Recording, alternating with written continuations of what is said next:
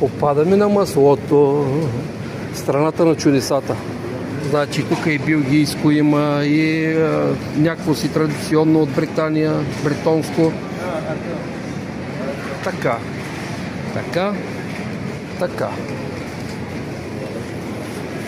Ето го. Хопала.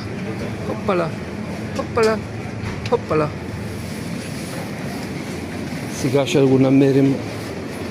И сега ще го намерим да го снимаме и маслото голямото. И така, ето това ще, според мен е най-интересното. Президент, 125 грама. Хопанки, 1,80. Ами президента, 500 грама.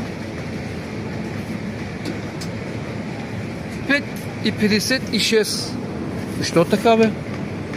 Що много ефтино? Я виж тук, президентче, 250 грама, 2,98. Що така?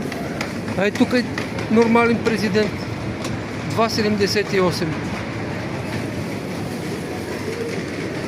Що така, бе? Тия нашите не могат да смятат или намислят за големи богаташи, или по-лошото, което е може би най-вярното от всичко, мислят ли за пълни идиоти.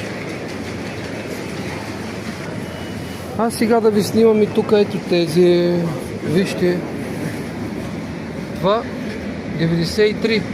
Е тия работи. Ето вижте ли тия работи.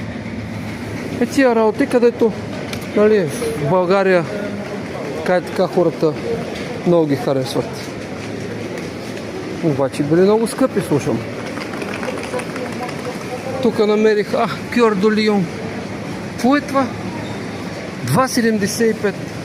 Бре, то верно страната на чудесата. А тук Данета. Данета на Данонче. 12 плюс 4. 3,59. Бре. То наистина било страната на чудесата тук. А искате ли да ви снимам сега още нещо по-интересно? Айде. Това, виждате ли го е тукачка? Хамонче, нарязан. Опа!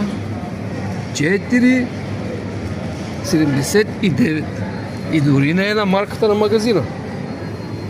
Тук има комбинирано 6 евро. Тук по същия начин комбинирано 8. Бре, чакай да видим. Тук те испанските